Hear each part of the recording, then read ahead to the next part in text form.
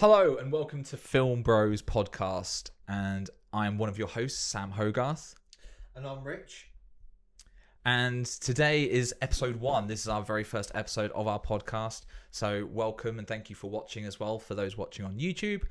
And on today's episode is just going to be like a little chill, get to know us kind of video and kind of podcast. Talking about films, like film likes and dislikes, film taste, filmmakers we enjoy. But as we're going to start every episode off, is Richard, how you doing? I'm doing well. How the hell are you doing? I'm good. Yeah, this is weird, sort of doing this whole kind of podcast setup, but It's been a while in development, yeah. It has, yeah. We've been chatting about doing this for quite a while, and now it's finally here. It's a bit nerve-wracking, but at the same time, it's very exciting. It is very exciting because, again, I think me and you, the thing that we both really wanted to do with this was we really wanted to have a platform to kind of talk about film. I think me and you find that the internet is a very samey place. It's a wish-wash of opinions that everyone just feels the same, and there's no real difference. And when you are kind of different, it's not a conversation, it's a shutdown. Absolutely. And I think, you know, that's when me and you were like, do you know what? We feel the same, but we've got enough differing opinions where we're also like, do you know what? We could do this. Absolutely, and we just want to do something different. Yeah. In the kind of film podcast sphere. Yeah. And I think as well, Film Bros was a really good title because we're not only brothers bound by blood, but we're bound by celluloid as well. But I've been waiting to use that for a while. I can tell. Thank you. It's not a bad line though, to be fair. It's not a bad really, line. But yeah, it's also been, you know, I think you know, just to kind of add quickly to that point, which is, you know, I think when you said like how are we and you know everything, I think it's been a bit of a rough kind of couple of months. I'm very active on Instagram, and I don't know about you, but like, what's your handle? What's your handle? Oh, it's Video Store Clerk. Yes, the VSC. Make sure you like, subscribe, and follow. Shameless plug. Fuck it. Why not? Why not? It's, yeah. I mean, that's what we're here for. We're here to shamelessly plug. Even though I think me and you, it gives us the tight sphincter. I think, but it's true. You know, but what's really kind of distressing me at the moment is just the amount of loss at the moment in the film community. You know, obviously we've lost Catherine O'Hara, Robert Duvall, Tom Noonan. We've lost so many people, and it's sad. You know, I just feel like, you know, the kind of film sphere just feels like a graveyard at the moment. How do you feel? Yeah, I absolutely agree. Like, obviously, we're losing a lot of legends at the moment, and it's funny actually. I have to try and find the message, but I was chatting to my wife recently, and I'm gonna try and find the message. And it was about Catherine O'Hara, and I think I can maybe wing it and know off the top of my head because conversation is long, man. I think with Catherine O'Hara, I think it really hit differently for millennials because especially with like Home Alone and Home Alone 2, it felt almost like a kind of, because she'd always be reintroduced into our lives every Christmas with those films in particular. It kind of felt like our own kind of like millennial mum had died, and a part of comfort for us who would obviously like reassure Kevin like every, you know, when he'd go off on his like fucking madcap adventures or whatever. And it just felt like such a blanket, and also playing Moira in sort of Schitt's Creek as well, again being that kind of like mother figure. We're used to her being that mother figure to us as millennials, and I think that, I mean, yeah, I've not seen Beetlejuice actually, so I can't actually comment on that. But like the resurgence of Beetlejuice, obviously with Beetlejuice, it was just kind of one of those things where wait, is he going to turn up? Okay, now I just realised, but no, it was just kind of like you said, yeah. She's literally been in every person's kind of life, with the Christopher Guest movies, with Canadian TV, and yeah, like what a legend, and to have that kind of career and legacy, and then just disappear. It's like Robert Duvall as well. And the thing is that, you know, what I find difficult now, which will probably be an episode I think it would be perfect to discuss, which is just when people die, the amount of problematic kind of material that comes out about them, and the fact that we are still a few, weeks, days removed, and nothing's come out. It's really enlightening. Sure, they're people, but it's just nice to know that there were good people in Hollywood. That's a nice note to kind of end on, I think. Yeah, absolutely. And I don't know about you, but I've seen a few sort of videos from Catherine O'Hara sort of meeting fans, and like there was one in particular where like she was found at an airport. Found, that sounds really weird, but do you know what I mean? Like she was spotted at an airport, and she wasn't luggage. Yeah, exactly. Yeah, and but she was like a fan sort of come up and sort of like did like a little video and sort of like, like, you mean so much to me, and she was like, really? Like, are you sure? And it sort of shows like how, I mean, she's Canadian, so she's going to be humble anyway. But like, just how she kind of not downplayed her own career, I guess, but kind of, I guess, maybe downplayed the significance of it and didn't maybe realize as much how much of an effect it had on, especially our generation. I think in that interview as well, I've seen that, and the fact that it's just so her priorities were never fame and stardom. It was always family first. And that, I think, is the kind of, she enjoyed the work, and I think there was a kind of another video based off of that where she was like, they had to, getting her onto Schitt's Creek was like, it was a 45-minute pitch, and then she was like, oh, I don't know if I want to do it, and then it was like, we're going to do the pilot, and then it's like, oh, okay, they had to try and convince her, and then she did 6 years. But when you hear her talk about the work, it's always positively, so again, I think she's one of those people that maybe like Larry David doesn't like the work but kind of enjoys the company of others. Yeah, and also like I was actually saying this to my wife as well, that like only in more recent years as well has Catherine brought more of her iconic work now, you could argue, more like with the studio, with Schitt's Creek, and like now then she's almost kind of like in a golden period of her career, and then unfortunately leaves us. And yeah, it's really sad. It but is. Anyway, moving on from the terrible losses we've kind of experienced, but have you been watching anything this week? Oh my god. Oh my god. Okay. Yeah. Have I watched something?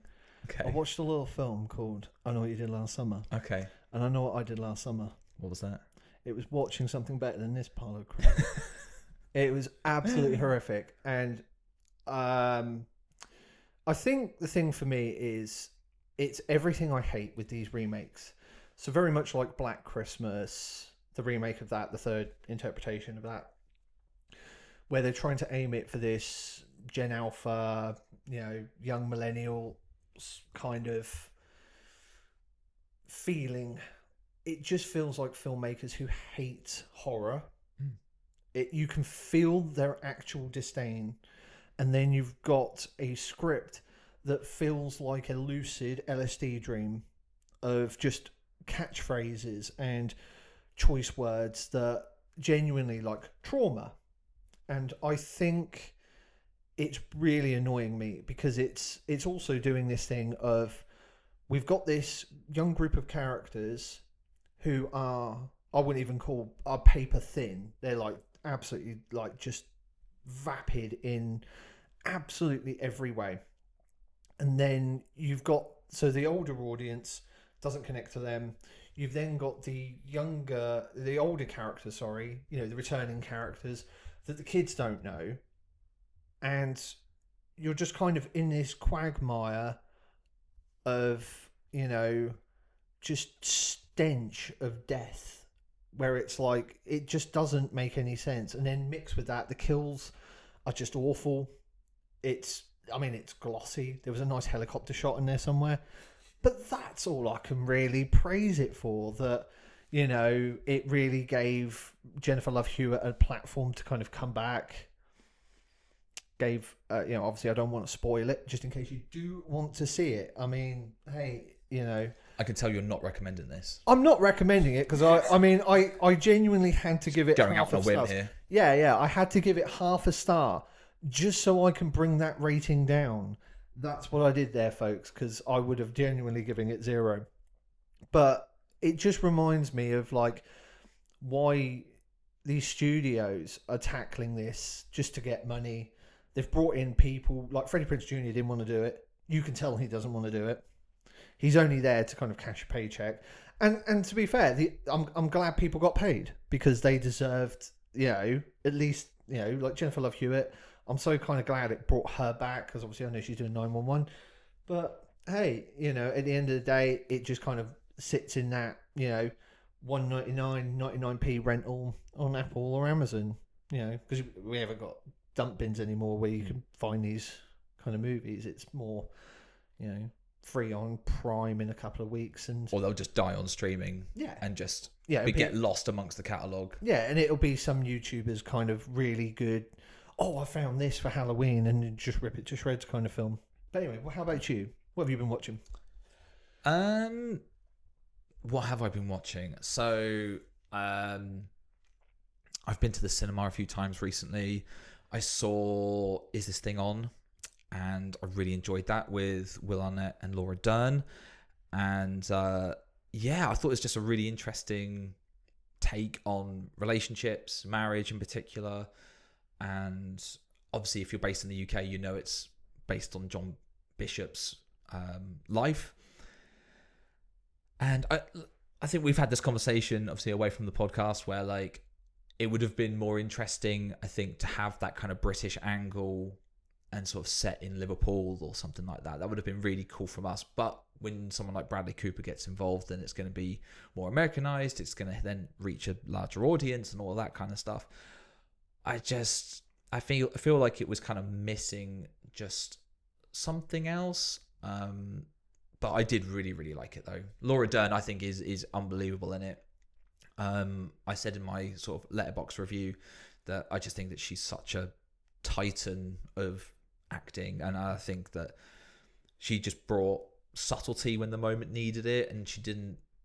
She played quite an interesting character, like quite a kind of almost sort of hippie, sort of more free-spirited, more sweary kind of like adult character, which I quite liked. Something that I've not really sort of seen Laura Dern sort of do before, and I thought it was really good. Right, so we're going to move on to the main part of this podcast, which is the getting to know us part. And we're going to be talking a little bit about our likes and dislikes. And how do you want to do this? Do you want to do one each, like take it in turns? Or do you want to just do all 5, like from one person? No, I think... Or just take it in turns? Doing it in turns, yeah. Okay, cool. Do you want to go first, or do you want me to go first? I mean, I think... Oh, honours with you.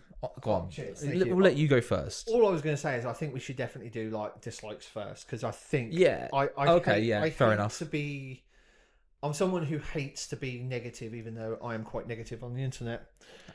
it's such an Ouroboros kind of snake eating its own tail kind of thing, where we love things as film fans, and we all try to be positive, and we always try to be like, but then Disney will then do something that absolutely pisses me off, and I love it. So cool. I just on that quickly, I just don't know if like negativity. It's not necessarily being negative. Like if you dislike something, that's not being negative. It's your opinion. That's the thing, and you're entitled to your opinion, whatever that is. Like I think you bring up a really good point, but at the same time, it's like that conversation with that annoying person that will never shut up about it. You say your piece, and then you kind of move on with it. I do like that. Yeah. And for me, I would probably say, and I don't know if this is yours, but my biggest dislike in the entire world is fracturing the narrative, people. I don't know if you understand this, but when a film starts and it is a beautiful, beautiful opening sequence, whether it's a cold open or it's a title sequence, and then it then says 48 hours earlier. Why? Why are you that lazy and that fucking inept that you cannot start your script at a very specific point in time and then tell your story? I remember Dorian Gray. I don't know if you remember that So Dorian Kind Gray, of. Dorian Gray with It was Ben a long Barnes. time ago since I watched it, but Yeah, I mean, I don't think I've seen it since the theatrical kind of screening we did. But you're watching Ben Barnes come out with a trunk and buries the trunk, and then there's something inside the trunk. And I was like, this is such a great thing. And it said like 7 days earlier. I was like, wait, what? Now, with fracturing the narrative, I completely understand Tarantino because he constructs his movies in that way. And it makes sense. But when it's falsely fractured to the point of incohesion, or it's the fact of that it feels like a very much like a studio note to give the film a cold open when it didn't need one. It's awful. okay, that's fair enough. I don't mind that as a first dislike. Yeah. What's yours? My first one is unnecessary sequels and prequels, which. So my example here is Joker. Like, did it really need? I've not actually seen the sequel, so that's actually probably a bad example.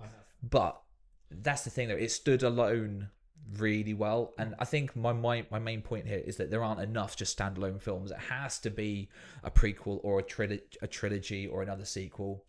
But that's that. I think that the unnecessary franchising of something that doesn't need it, and that's what really bugs me. And I was just giving the example of Joker because I have no interest in watching it because it looks like it because the first one because just Joker stood perfectly by itself, and I don't need to watch another one. Yeah, I can add to that because again, that's a film that, whilst I didn't like the first Joker, I would definitely say I admired that it went with something, and it did it.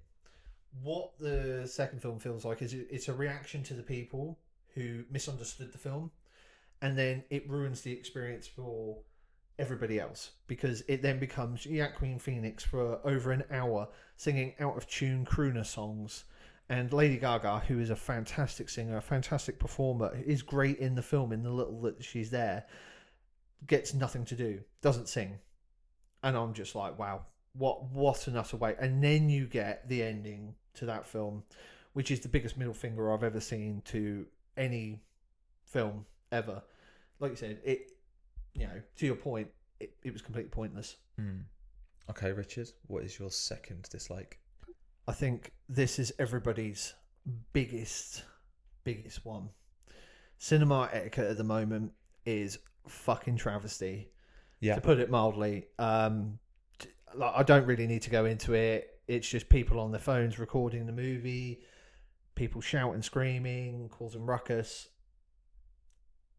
I think people need to grow the fuck up, stop making it about them, and if you want to watch the movie on your phone, do it at home. Don't do it in a place where we're paying 15 to 20 quid a time to go and enjoy a story the way it should be told. Yeah, I agree. And like, obviously, cinema etiquette has gone down quite a lot. I do think a lot of that is because of the younger generation. And COVID. Yeah, I think as well, like a lot of people maybe feel a little bit entitled when they pay 15, 20 quid for a ticket. So it's like, I can kind of do what I want. And I think that's potentially something that kind of like comes from that. Because I don't see or experience or hear lots of stories from people who are like 30, 40 plus years old causing bad etiquette. It's normally kids. And I don't know about you, but when we were younger, we were told to behave in cinemas, and we did. And I think a lot of that kind of respect for other people has disappeared, personally. Yeah, no, totally agree. So second on my dislikes is just the word Disney Plus. Okay, right, Sam. That is a big bold word. Can you explain? I will be very brief because in another episode I will definitely be having more of a in-depth rant about how much I hate Disney Plus, and just Disney in general. I think they're a terrible company who produce terrible films, but their streaming service specifically is absolutely dog shit. I can't stand it. I absolutely can't. And I won't go into too much, But all I will say is that we're an app or a streaming service where you can't even view your entire fucking watch list. It's redundant. It's not fit for purpose, is it? And it's like, this is a multi-billion-dollar company that can't even allow their consumers to look at their entire fucking watch list when they want to. Like, it's bullshit. It's dull. Like, the fucking boring grey colour scheme that it has. It just follows suit. Like, I'm going into the rant now. I shouldn't be, but I'll save it for another time. I'll save it for another time. I think me and you are going to end up with an hour-long conversation about Disney Plus. Yeah, absolutely. So go on then, Richard. What is your third? My next one would be cinematic universes. This is a call. It's similar to my next one. This is a call out to filmmakers, please. Like, look into my eyes. Okay, not everything needs to be a cinematic universe. I love when films, like Sam says, are standalones, and I think trilogies are a great way to explore a character. Let's be real. And I miss the golden age where we used to have the Dark Knight trilogy, a beginning, a middle, and an end. I remember the days where... Or Lord of the Rings. Yeah. You know, you would be able to tell a story like that. Why the fuck do we need every single movie to be connected? Why does it need spin-offs? Like, John Wick, for me, is the perfect example. You have such a perfect film, and they constantly try and shoehorn in mythology to expand, but yet never really expanding it. Like, why are we getting the ballerina when obviously the hotel as a TV show, like the hotel was a TV show? I can't remember that. The Continental. That was the one. That was a spin-off. When we should be having those pin-up models with the telegram system, that is an 8-part miniseries. Begging, because again, you're dealing with the internal network. There's a video game coming out. We've got John Wick 5. We've got an animated, prequel that does the Impossible Night. Leave it alone, people. It's too much. Yeah. Like, less is more. That's the thing as well. Absolutely. What's yours? So my third dislike is the MCU. Just generally, just the whole of the MCU. I think it got boring way too fast. Okay. Phase 1 was the best phase. Yeah. And in my opinion, and that's only because Iron Man 1, 2, The Incredible Hulk with Edward Norton, which is the best Hulk film. You can fuck off if you disagree. And Thor. You're throwing shade straight away. Thor, and the first Captain America film. And they are all amazing films. And nothing else comes close. Yeah. Like, the first Avengers film is awful. Age of Ultron lasted only 3 days, so that's not really much of an age, is it? I think the first... I like the first Avengers film, but... Don't get me wrong, though. Endgame, Infinity War are... It's probably actually the other way around, isn't it? Yeah. But they're actually all right. I can tolerate them. Are they good films? No. But I can tolerate them. Yeah. I did like Thor Ragnarok, and I only watched Spider-Man Homecoming because of Andrew Garfield. He's my guy, and I love him. I think he's the best Spider-Man in my opinion. There's No Way Home, Andrew Garfield. Yeah, but like the Amazing Spider-Man, personally, I think is the best. Yeah. That's not part of the MCU though. No. So sorry, I thought you said Spider-Man Homecoming, and I was like, he's not in that one. Is he not? No. Did I say Homecoming? Yeah. Oh shit, sorry, that's my fault. Yeah, I meant No Way Home. Yeah, with Tobes as well. But yeah, I just think the MCU, and I think we are getting superhero fatigue, like absolutely, like, and I just think that, especially with the TV shows as well that they keep shipping out, I think it is rightfully dying its death now. And obviously, Doomsday will do well, of course it will. But the thing is will it be a good film? That's my big point here. I can't wait to talk to you a little bit nearer at the time about that, because I have a hot take that will destroy the internet. That's quite probably a big claim. Will. I mean, it's quite a big claim. It probably is, yeah. But it's like, I've got some hot takes, but I'll even say it now. I think it's going to be the death of the MCU. Okay. As much as people are hyped now, Financially, it will do well. I think it will do 500 million. That's low. Yeah. No, it will do more than that. It will at least cross $1 billion. At least. I don't think it will. Oh, minimum. I think we are hearing from a vocal few that are excited, but everyone I've been talking to and my inner circle aren't interested. And I'm starting to get. They'll still watch it. Yeah, but again, even somebody I know who went to the theatrical kind of like Fantastic Four and Thunderbolts and all this, people are like, we'll wait for Disney Plus. I know kids will go and see it. I will be surprised if it makes $1 billion, and I think it will be the end of the MCU as we know it. I think after that they will be putting a lot of things on hold. I genuinely believe this is it, because as much as they're throwing, as Michael Jackson once said, this is it. The thing is that I think a lot of people have been burnt for too long, and now Disney and the MCU are paying the price, because you've got to think, we haven't even heard word of Secret Wars yet, so we don't know if that's going ahead. It has a release date. It has a release date, but they still haven't shot the third act of Doomsday, to our knowledge. We are February, release is December, and they haven't even started filming Secret Wars. I am worried. And apparently somebody is already saying it's going to be 3.5 hours long. Again, this is all speculative and all that, and this is what we're here to do. But I genuinely believe this is it, because this is it. Sorry. Because I think, and it's partly my own kind of imprinting on it, but it's also the idea that I think the MCU has had its run, and I think everyone is pissed. I think people have had enough. I'm sorry, I just wanted to chime in on that, because no, that's fine. I've been seeing so many Twitch streamers and stuff going, oh my god, they've released another teaser. But look at the teasers. They're not revealing anything that is interesting. Yeah. Okay, Richard, what is your next dislike? I can see it on your card. It's fine. But no, I know. I was just covering it because, again, I'm going to change it. So just bear with me. Okay.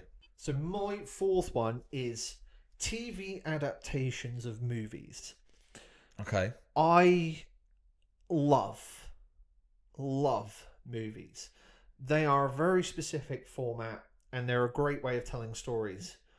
So why do we always need to feel that adding another 6 hours is a great way of going back into a story? I don't think it's quite interesting, and then potentially you're telling it over multiple seasons as well. I'm getting kind of tired with this retread. So it kind of also fits into like remakes and everything, but you're not only remaking the same story with changes, you're also expanding it to a point that I genuinely do believe, like, what were they smoking when they commissioned this? Okay, that's fair enough. Yeah, what's yours, man? What's your number 4? Number 4 for me is slow burns that go nowhere. So this is a bit of a controversial take, which with that gasp, I know you know what's coming. So I like slow burn films, like Midsommar and like kind of Blue is the Warmest Color, because that's quite slow. But they leave breadcrumbs to where they're going, right? And they leave little bits to keep you interested and all that kind of stuff. But there are certain films, mostly The Thing, horror classic, or deemed horror classic. I think it's a pile of shit. But that, I just think it's so pointless. It's such a pointless film. It doesn't entertain me whatsoever. I think the characters are bland, and I just think that when we have slow burns, they in particular, like The Thing, it's so poorly constructed, and there are so many slow burns that we kind of get nowadays that are just poorly constructed, and they don't give enough energy or, like I say, like story or character moments to keep an audience, or me mainly, because I'm the one complaining, interested in said film. So then that's my real problem with slow burns. Yeah. I mean, again, I think it's more of an audience-based case by case basis, isn't it? I mean, I just want it known for the record. I completely fucking disagree with that take, but yeah. Okay, Richard, go on then. What's your final dislike? I put Netflix Prime original movies because I think... So specifically films, not TV. No, I mean, to be honest with you, I don't watch enough TV and I don't consume enough TV to be in on that conversation. I'm always the film guy. I'm always like looking for stories. And I think the best example I can give is People We Meet on Vacation. Recently watched that, and well, it was a little while back.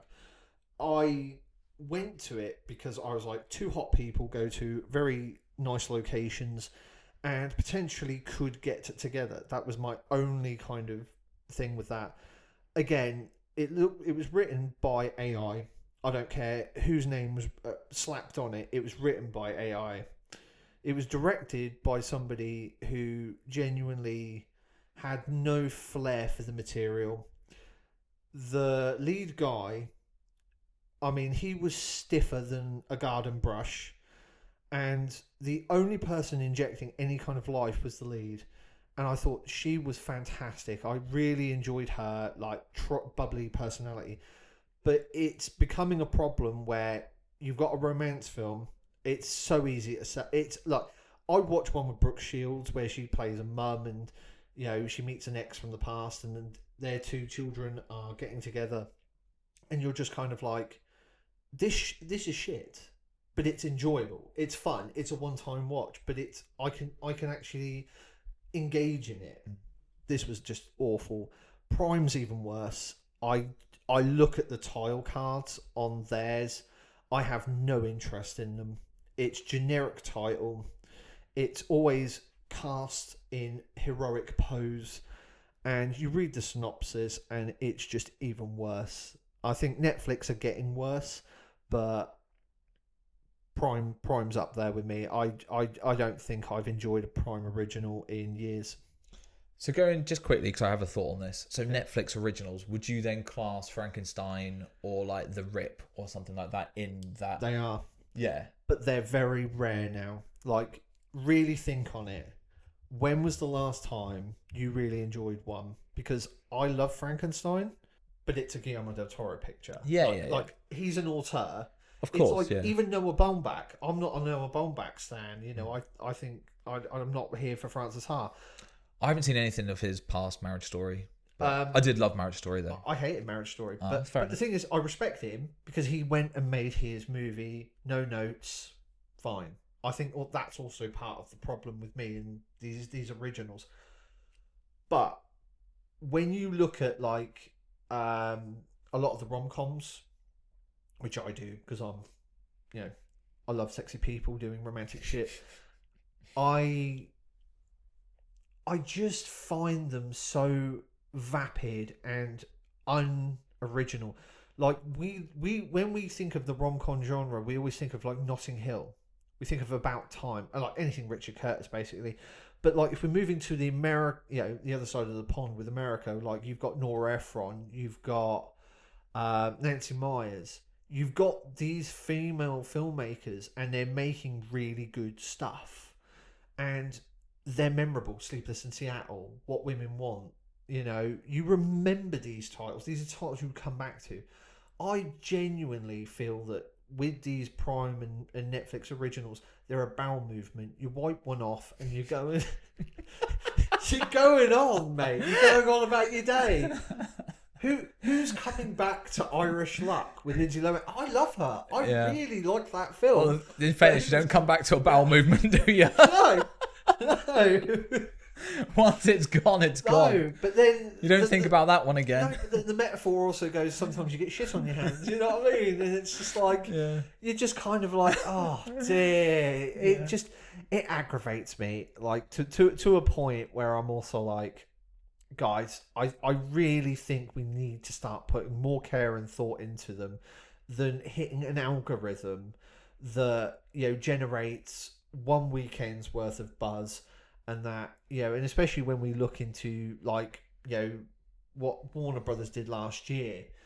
They created, you might not like all the films, you might not enjoy everything that they put out, but you can't deny that they catered a slate of movies for everybody, Hmm. and it was financially successful.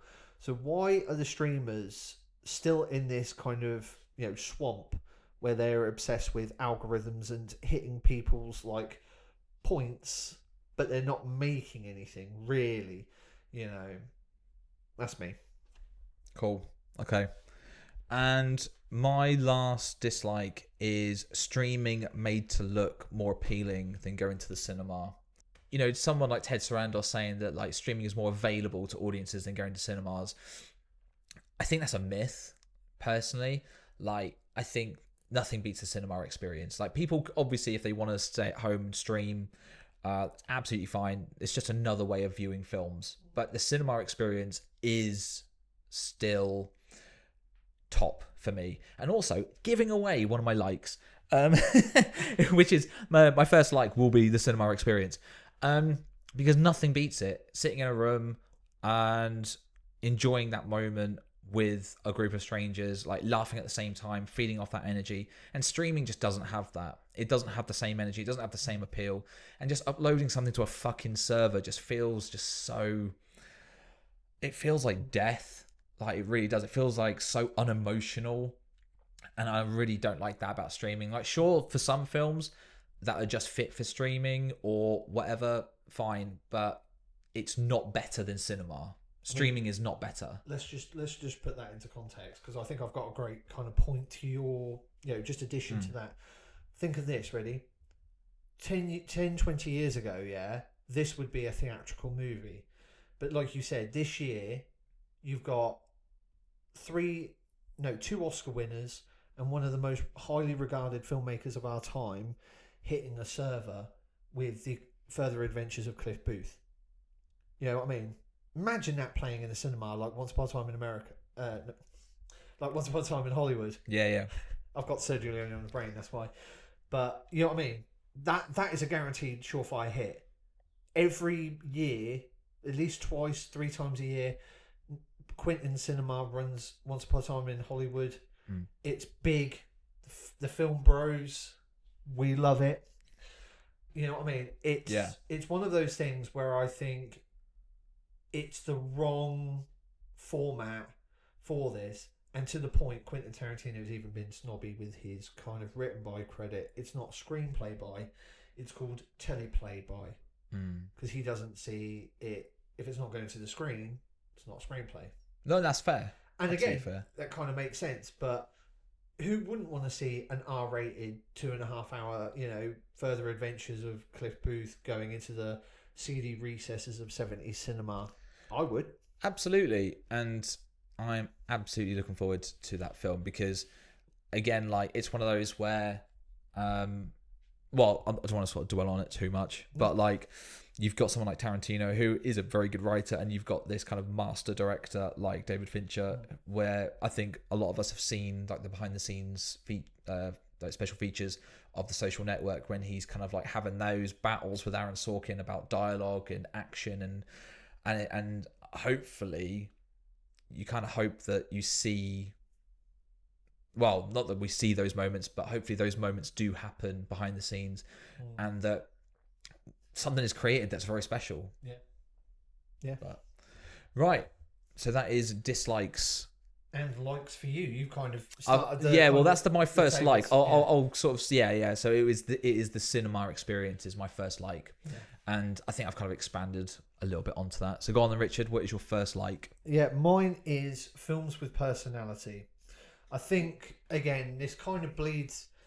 I think when we were kind of discussing this like off mic, we were looking at the idea of a lot of these kind of I don't know about you, but when I was kind of doing this, putting this list together, a lot of these things kind of are bleeding together. But the idea that someone like Ryan Coogler can go off and make a Sinners, it may not be perfect, it may not work. I mean, I love the film, I think it's fantastic, but the idea that a director has a personality, they're able to express a thought and opinion over the runtime, and they're able to be creatively free with it. I think that's invigorating. I think that's what we need. As much as people hated Zack Snyder and the Snyderverse and what was going on with DC, I think it was a really interesting creative take. I love Jared Leto as the Joker. I think that there was a room for a romantic Joker, um, but I do genuinely just believe that we need this, and everything is looking the same. It's shot the same, and it's becoming a blur of what do we watch and when do we watch it. Yeah, that's a really good point. I like that. I like that a lot. So my second is character-led films. Fucking love them, mate.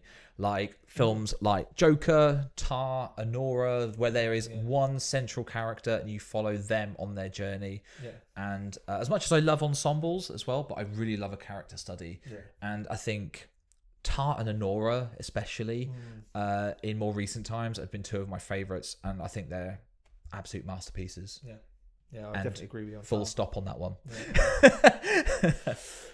Films at 90 minutes. Can we please go back to films at 90 minutes? I'm not asking every film ever to be 90 minutes, but we need more respectable run times. As much as I love filmmakers, I do think, we need these creative voices. There is something about the 90-minute comedy. There is something about the the late 90s, early 2000s, like American Pie and like that kind of thing. Yeah, we don't have those anymore. No, and I mean, I know it's shifted, but still, the idea that you can watch a film and it tells its story in 90 minutes and you're not committing more than one night to watching it in chunks, or you're dedicating an entire afternoon to watch 2.5 to 4 hours worth of material. And I'm not saying every film needs to be 90 minutes. I do think some films, I love The Irishman. I think 3.5 hours is perfect for it. Yeah, again, it's again. I disagree. I know. I saw the face, but the idea. I think the audience saw it as well. Yeah, I do think that we need balance. It's checks and balances, and I think we are missing those. Like a thriller that's 90 minutes that comes in, tells its story, and disappears. Sometimes that's what we need, and I don't really need to see films that are 2.5 hours that you could easily go, you could have lost a lot of that. Yeah, absolutely. Yeah. So my third is biopics. Oh, I love a biopic. Yeah. And also, just for the record, that's how you say it as well. It's a biopic, like an autobiography. People who say biopics, you need your fucking head tested. Honestly, you're not even human, I think. I think biopics, there's nothing optic about it. It's a biopic. It's nothing to do with your fucking eyes, is it? It's a biopic. It's like autobiography. Honestly, it gets my fucking gears. It really does. No, that's staying in, mate. It's staying. I edit this fucking thing. I'm gonna be editing, so I'm keeping it in. Love biopics, absolutely. Like Walk the Line, Remember the Titans, Moneyball, The Aviator, Social Network, and Wolf of Wall Street, just to name some that I've written down. That's just not off the top of my noggin. They are some of my favourite ones. I think Walk the Line is the best biopic in terms of structure as well that I've ever seen. It's one of my favourite films of all time. I think James Mangold, especially with A Complete Unknown as well, he discovered the perfect structure for a biopic, in my opinion. And also when you see A Complete Unknown, it does try and follow that structure. I don't think it does it as well, but I do think that, if anyone hasn't seen Walk the Line, please do, because it is an unbelievable biopic as well. I also think, obviously, The Social Network is it's kind of like an unofficial biopic, but I think of that time, it is a masterpiece anyway, because it's more of a period of time, isn't it? Sort of Social Network. But, so I love biopics. No, I'm glad, man, because I was going to say, what was it? Who else misses the days where Disney used to just take a true story and turn it into a movie? I know I do. If they go back to that, that would be fucking What do you mean? amazing. Well, Remember the Titans. Oh god, oh yeah, remember the Titans? That's remember such an underrated film, I think. Do you remember the film where Mark Wahlberg played a bartender who became an American football star? No. Yeah, that's what I mean. Like What's Cool the film's Runnings. that? Oh yeah, Invincible. Cool Runnings. Yeah. Invincible. But Cool Runnings isn't a biopic though. It is. No. I thought it was based on a true story. No. Oh well, feels like a true story. That's what I mean. Disney, go back. Come on. It's like the thing is though, that did inspire Jamaica to actually have a bobsled team though. There you go, see? Like Mighty Ducks. So it's not a biopic of Mighty Ducks because obviously also It animated. predicted the future. But it predicted the future because It Anaheim then created an actual team. There you go. That's what I mean. Disney, predict the future. Come on, go back to these. They used to. Anyway, Richard, tell me something else you like about film. Oh, I love going to the movies by myself. I am seeing so much of it on social media through accounts where people are documenting going to the pictures by themselves. I think when I first did it, it was at a very weird time in my life where you'd moved to uni and I was kind of going to the pictures by myself and I was just finding it really odd. But as I get older, trying to navigate the social circles of, and it's no disrespect to anybody, I think sometimes it's like if I feel in the mood to watch a movie, I go watch a movie. I pick the show time, I pick the seat. You're not in a, kind of weird headspace of negotiations. You feel like sometimes you're a terrorist and you are thrown a list of demands. It's like, right, I need to sit here. I need to sit here. I can only do this. There's no date negotiations, this time. basically. Yeah. Or it's the list of demands. Yeah. And it's like, but I don't want to do that. I kind of want to go there. And again, like I love going to the pictures with people. I just enjoy it more when I'm going by myself. Yeah, I get that absolutely. And if I hate the movie, I can fucking walk out because that is my God-given right to walk out of a movie if it is shit.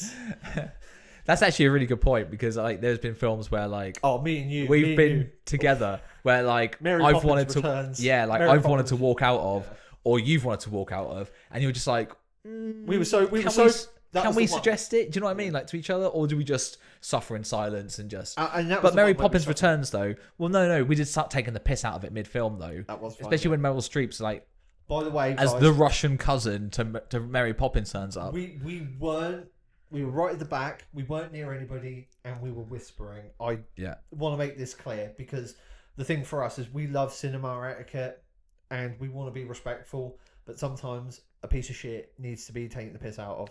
And it absolutely did at that time. Yeah. So my next thing that I like is Brad Pitt. Just generally, he's a beautiful human being, and I'd love to get to know you, Brad.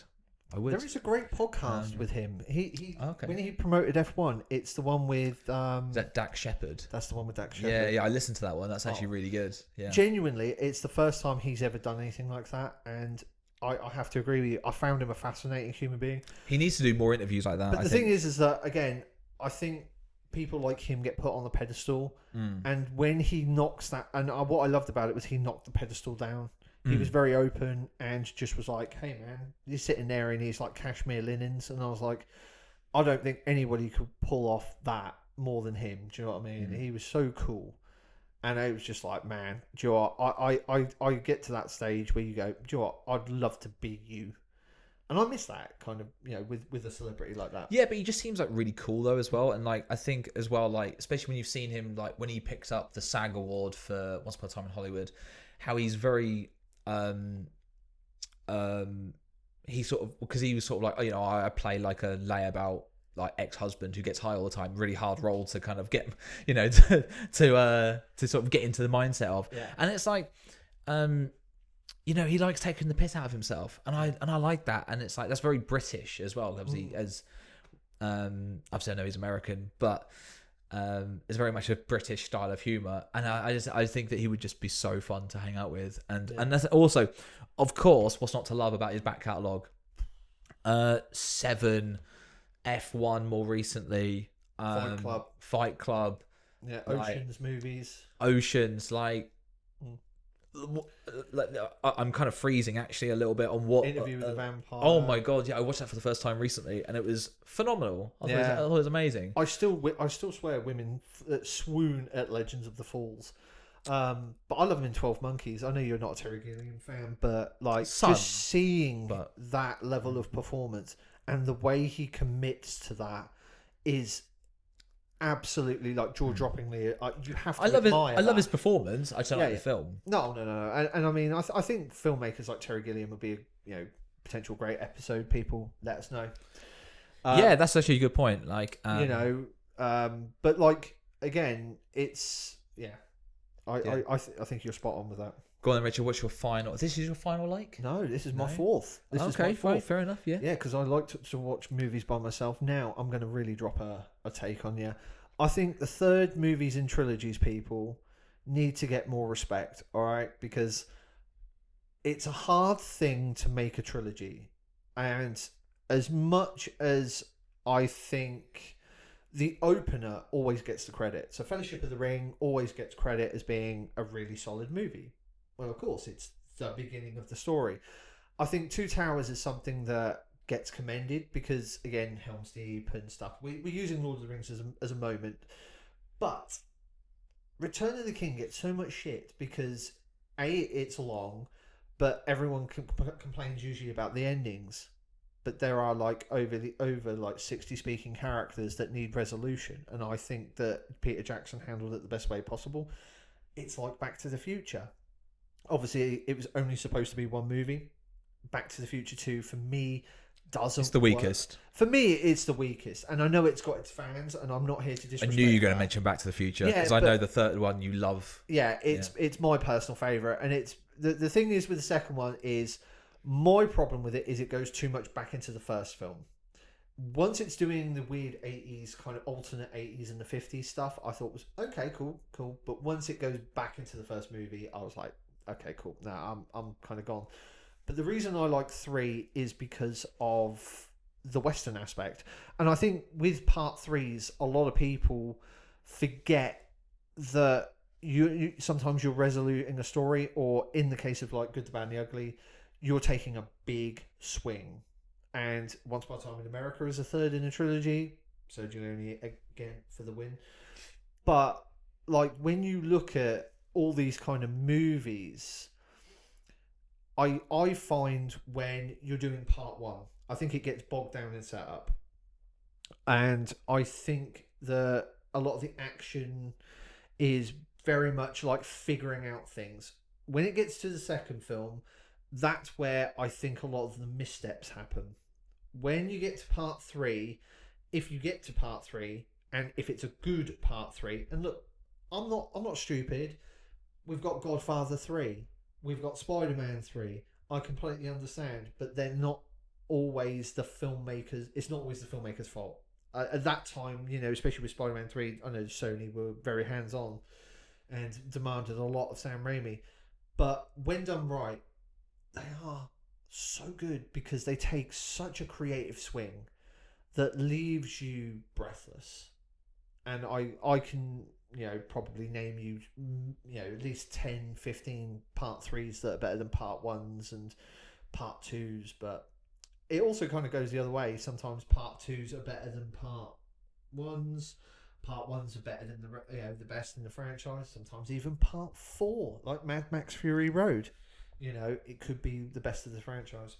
Yeah, and just to kind of like finish on that, if you don't mind, with Quentin Tarantino said it really well that like they should outdo each other in a trilogy. The first one is essentially set up. The second one is like the stakes should be higher, and then the third one, like Toy Story, he says is the perfect trilogy. Yeah.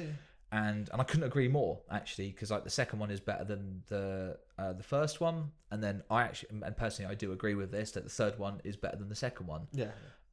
It is a perfect trilogy in the way it's actually constructed, and the stakes only get higher and higher, and also it's a brilliant send off. And as much as I love Toy Story 4, it feels very different, and the trilogy as itself is a perfect trilogy.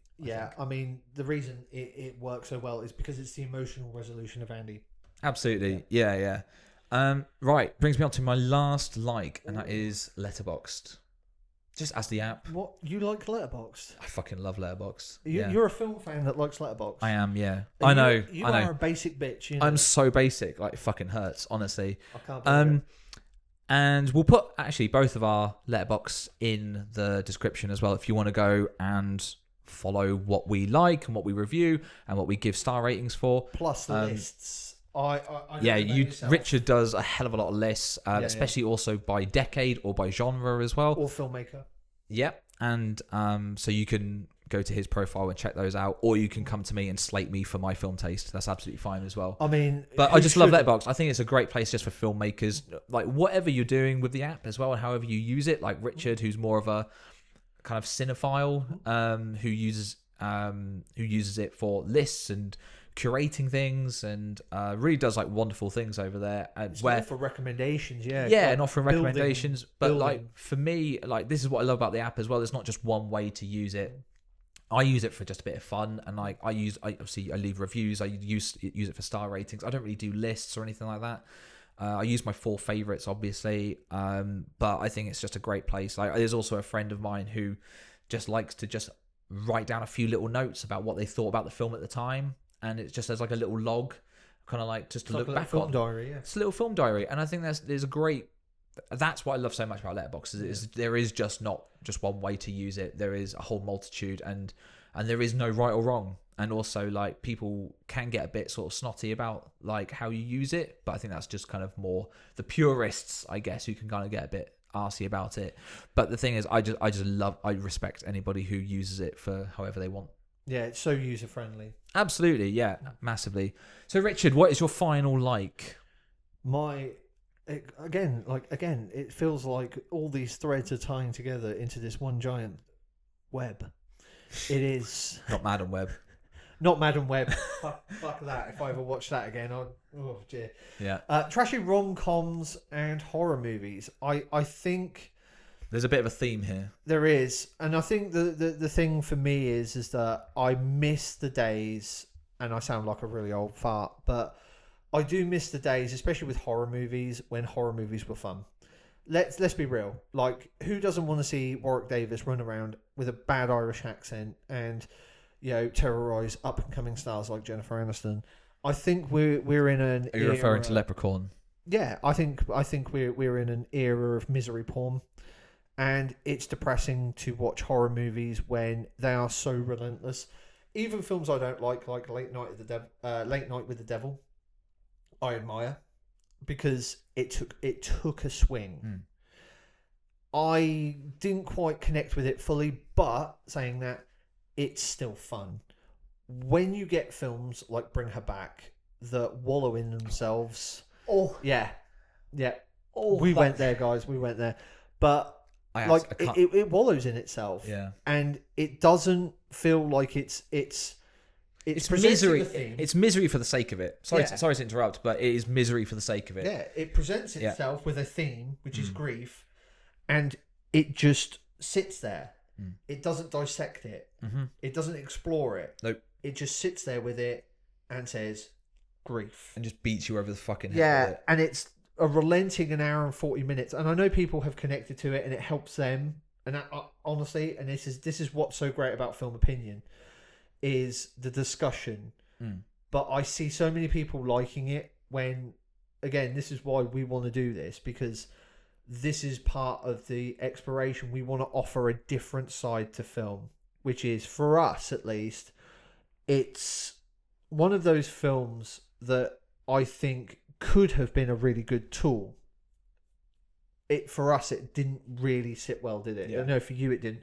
And why does horror specifically have to always be like that? And it has been for the last 5-6 years, especially since COVID, with the rise of A24 and everything.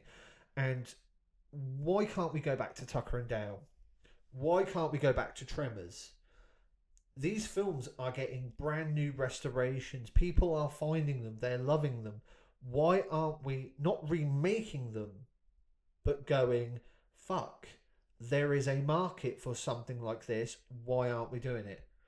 just adding more original material to that catalogue Yeah, yeah. to expand it. Because even something like Feast, which was it was the first winner of, oh god, it was a reality show, and the film was produced by Wes Craven, Ben Affleck, and Matt Damon, because they were like hosting it, and it is genuinely one of the most original creature features I've ever seen in my life, and it's so much fun. I mean, they kind of ruined it with the sequels, but it was also produced by the Weinsteins, so they will milk it for all they've got. But why can't we have fun back at the movies again? Why can't we watch, villains like Wishmaster or Oh my god, yeah. Warlock, where you've got a really good thespian running around spouting the most madcap bullshit you've ever heard, and lots of practical effects and goo. I think that there is demand for it, and I think we need to be more vocal about it. Absolutely agree, actually. Yeah, I think that's a really good point. Okay, so one thing we're going to do each week is something called Rich Recommends. I mean, I'm going to recommend a film as well, but this is a safe space for Richard to recommend something to our listeners and viewers where maybe you haven't heard of this film, and it's maybe a bit niche or maybe a bit obscure. And it's just to recommend. Sorry, I'm talking for you because this is your kind of segment. I'm trying to build it up a little bit, and thank you. That's cool. I'm glad you appreciate it. And and we just need some Bruce Springsteen behind me. better not. We'll get hit with a copyright. Yeah. Don't sing it. Don't. No. Yeah, please don't. And that'd be a YouTube strike already. First video. That'd be good. But no, this is like I put a space for Richard and to recommend something that maybe that you haven't seen before, and it could be a film, it could be two films, it could be a TV show, whatever it is. I'm also going to do a recommendation as well, and again, it's not just going to strictly be film or TV. It could be a book, it could be an article, it could be anything that we choose to recommend. And for me, my first recommendation, I didn't actually write it down, so I'm actually thinking this on the fly, actually. I'm going to wing this one. So my recommendation is The Moment from Charlie XCX. Well, it's not actually from her. It's from Aidan Zahani. Have I got that name right? I think you might have. I may have to just quickly. It's one I haven't seen, so I'm very excited to hear your thoughts. I'm glad you're excited to hear my thoughts. Yeah. But yeah, so I watched this very, very recently, actually, at the cinema by myself. Sado. And no, it was fucking incredible. And Aidan Zamiri. Okay, I do apologise. And yeah, I just thought that it was... Actually, I'm actually just going to read my fucking Letterboxd review, because I thought this was... Well, I'm going to read a bit of it, actually. I'm not going to read the whole thing, because I think that might just be overkill if I did. The moment felt like a moment. I'm going to somewhat try and be coherent with my thoughts, but fuck it, here we go. This feels more autobiographical than mockumentary, in a sense that it feels like Charlie putting Brat to bed fictionally and in real life, and moving into a new chapter which appears scary, as fans and audiences alike may just want Brat to live forever, but creatively that's just an awful idea, which the film recognises. However, though, it is tough to pivot when something is so successful and changes culture as we know it, and labels and studios want the same stuff again and again. That's why Marvel do the same shit over and over again, as they think formulas work, when in reality fans and audiences want innovation, huge swings, and fucking creativity, which is exactly what Charlie XCX brings here. I'm going to leave it there because... Actually, no, I'll say the end bit, because there is a potential spoiler in the middle part of my review. So visually, it's fucking great too. Feels like a tour diary from about 10 years ago, made into a creative stress fever dream of anxiety, and edited like a music video, which I don't hate. But it works tremendously well, bringing you deeper into the chaos. And I think that just sums up my views really well, to be honest. And I think it is such a interesting film. And like I say, it does feel more autobiographical than mockumentary. And I love that, actually. I don't know if this is actually what I find. I need to kind of like research this a little bit more. But I would really love to know if the film was like, if was this part of like a bigger plan, you know, as part of like at the end of Brat, that kind of era, like was this planned, or was like the story, did it come first and they then put Charlie XCX into it and then they made it around Brat coming to an end, or was it the other way around? Do you know what I mean? So was it Charlie XCX kind of first, or was it the concept first? I would be really interested to know that. I actually need to, or if anyone in the comments knows, please let us know, because I would like to know. But that is my recommendation. It's the moment, and I think it is a fucking moment. And also, sorry, just last thing, I'm super excited to see what Charlie XCX does next, because she's going to be working with Takashi Miike on a horror film. And she's doing another indie or something. She's doing like another film as well. She's going to be. But the thing about the Takashi Miike thing that's interesting is she's playing a possessed person in the film, and it's already kind of. Even though I wish they hadn't spoiled that, it made me more interested to go see it. Nice. So Richard, moving on to your recommendations. What have you got for us in our first ever episode? Well, I try to always look at. When we were kind of developing this, I looked at the episodes and tried to thematically do this. So I thought, well, what's one of the films that I love, Heart and Soul, that needs a recommendation? And the amount of people out there who love Darren Aronofsky is unreal. I think he is a genuine filmmaker presence, and nobody has seen The Fountain. It has been getting some love over the last few years, which has been great. But when you've got prime, I mean prime, in the middle of X-Men, Hugh Jackman, you've got Rachel Weisz in a triptych love story that spans thousands of years, so from conquistadors to present day to the future. And you're watching how love, life, and death all feature within these interwoven stories. It is genuinely one of the most visually impressive movies I've ever seen. Clint Mansell does the score, so he did what's known for Sky Sports is Luxor Tenure. The Don't sing it. It's another strike. I know. That's it. I'm just getting first episode in, and we're already. But the channel's down already. Yeah. It is genuinely one of the biggest, ballsiest swings I've ever seen in my life. And talking of Brad Pitt, he was supposed to originally star in it. It was going to cost millions. And he unfortunately left the project and went off and did something else. And the money kind of dried up. And Darren Aronofsky rewrote it from scratch with a whole new concept. But the reason I also want to recommend this, and I think this is the best reason why not only do I love cinema, it's not only it's one of the reasons why I love just movie going and the whole experience of just this and living with film, is I've seen this film nearly 10 times, and every single time I've seen it, it has informed me of the era of where I live in the most. So it's like I could watch it now and I will find something different. I have watched that movie 10 different ways. Every viewing is different. Every viewing is never the same. And it needs to be seen.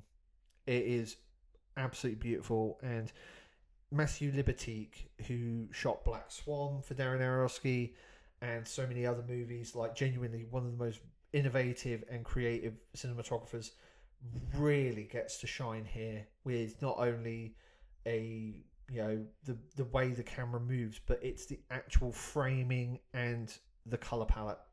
Incredible movie. Amazing. Yeah. Cool. Is that your only recommendation for the week? That is this time, yes. There will be other times where it might be a thematic double bill, or it might, but I will try and keep it to one, because I tend to go overboard with recommendations. I think this is quite clear. If you've ever seen any other projects I've done, like TikTok or whatever, I recommend too much. It's not a bad thing. It's good to, like I say, get films out there that need a little bit more attention that they probably don't get And Yeah. and like you say, that's a great example. I've never actually seen The Fountain, No, but I know it's one of your favorite films of all time. it is. Yeah. So it's a great first film to recommend. Well, I mean, again, it's it's all about film taste and what we've been talking about, and I mean, it's the amount of people I see recommend like talk about Black Swan and Wrestler even, and nobody talks about this, or at least in the same way. I again needs light on it, so I hope you enjoy. Absolutely, and That's thank episode one you. done. I know. How'd you feel? I feel relieved. I feel Yeah, like it's same. been it's like you feel like you're constipated and now you've released. I'm sorry, but this is how we act in real life. Yeah, But it is. Yeah, it's yeah. just genuinely one of those things where We will relax more as well as more episodes go on. yeah, man, yeah. Like for sure, and like we'll find more of a rhythm to these sort of things. But thank you for watching or listening Thank you. for our first ever episode of Film Bros. Please do the usual stuff, like, subscribe, and also just comment, like, give us feedback on these things. And Like, share if you can, because even if you don't want to comment, but you know somebody who might want to see a couple of pillocks talk about movies, then look, we don't care. We don't care. If you can get us traffic, we very much appreciate what you do. absolutely, yeah. And this is obviously done through my production company, which is Rogue Studios, another sort of selfless plug. Thank Plug you away. for thank you. And so Richard, where can people find you on social medias? You can find me as the VSC, your video store clerk. I am on Instagram and I am on TikTok. And yeah, I am just a middle-aged man with a lot of time and a lot of movies to recommend. So yeah, please enjoy. And where can people find you, Sam? Thank you, Richard. That was a nice little segue. I need to get better at it. It's okay. Give it time. It will get better. So yeah, you can find me. You can find Rogue Studios on Instagram and TikTok at Rogue_Studios_. All the other good handles were taken for Rogue Studios, unfortunately. And you can also just find me at Sam_D_Hogarth as well on Instagram and TikTok. How do you spell Hogarth? HOGGARTH. You heard that here, folks. Yes. Hogarth can be spelt and said with 2 G's. It absolutely can. But yes, thank you again for watching, and we'll see you next time. Bye.